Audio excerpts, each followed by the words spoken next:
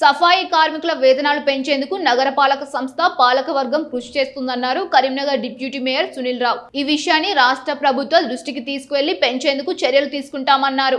కరీంనగర్ 12, 42 డివిజన్లతో పాటు ఇతరత్ర డివిజన్లలో పనిచేస్తున్న సఫాయి కార్మికులకు ఎండాకాలం దృష్టిలో ఉంచుకొని వాటర్ బాటిల్స్ తో పాటు ఒక టవల్ ని అందజేసే కార్యక్రమాన్ని నిర్వహించారు. ఈ కార్యక్రమానికి మాజీ MLA Uchchudi Mohan Reddy, deputy mayor Sunil Rao, corporator Choppari జయశ్రీలు ముఖ్య అతిథులుగా హాజరై వాటర్ బాటిల్స్, వైట్ టవల్స్ ను అందజేశారు. కరీంనగర్ నగరాన్ని పరిశుభ్రంగా ఉంచేందుకు సఫాయి కార్మికులు చేస్తున్న కృషి వెలకట్టలేనిదన్నారు సునీల్ రావు. ప్రతి ఒక్కరు కూడా సఫాయి కార్మికులకు అండగా ఉండాలని పిలుపునిచ్చారు. సఫాయి కార్మికులు ఆరోగ్యంగా ఉంటేనే నగరం ఆరోగ్యంగా ఉంటుందన్నారు. కరోనా సమయంలో వారు చేసిన సేవలు ఇప్పటికీ కళ్ల ముందు కదలాడుతున్నాయని, వారి రక్షణ కోసం చర్యలు తీసుకోవాలని పిలుపునిచ్చారు. పారిశుద్ధ్య కార్మికుల వేతనాలు 20,000కు పెంచే విధంగా చర్యలు తీసుకోవాలని, దీన్ని కూడా కరీంనగర్ నుండి మొదలు పెట్టాలని మున్సిపల్ సమావేశం దృష్టికి తీసుకువెళ్లామన్నారు. వేతనాల పెంపుపై రాష్ట్ర ప్రభుత్వం దృష్టికి తీసుకువెళ్లి వేతనాలు పెంచేందుకు చర్యలు తీసుకుంటామన్నారు.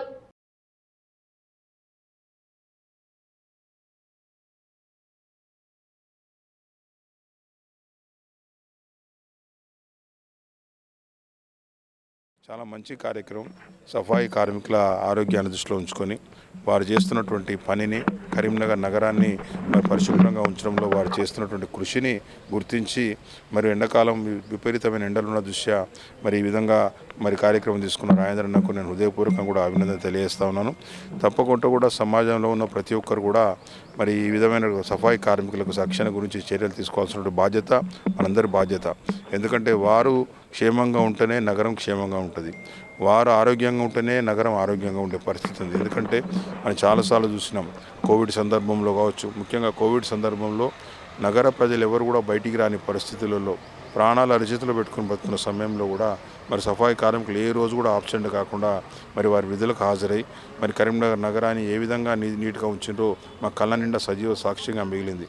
అదేవిధంగా ఈరోజు కరీంనగర్ నగరంలో మరి ఇంత దాదాపు 104,000 గృహాలున్న నగరంలో ఎక్కడ చెత్త వచ్చినా, ఎక్కడ ఏ అపరిశుభ్ర వాతావరణం ఉన్నా మరి వాటిని పరిష్కరించుకుంటూ నగర ప్రజలకు ఆరోగ్యకరమైన వాతావరణంలో జీవించేలా చేస్తున్నది సఫాయి కార్మికులే.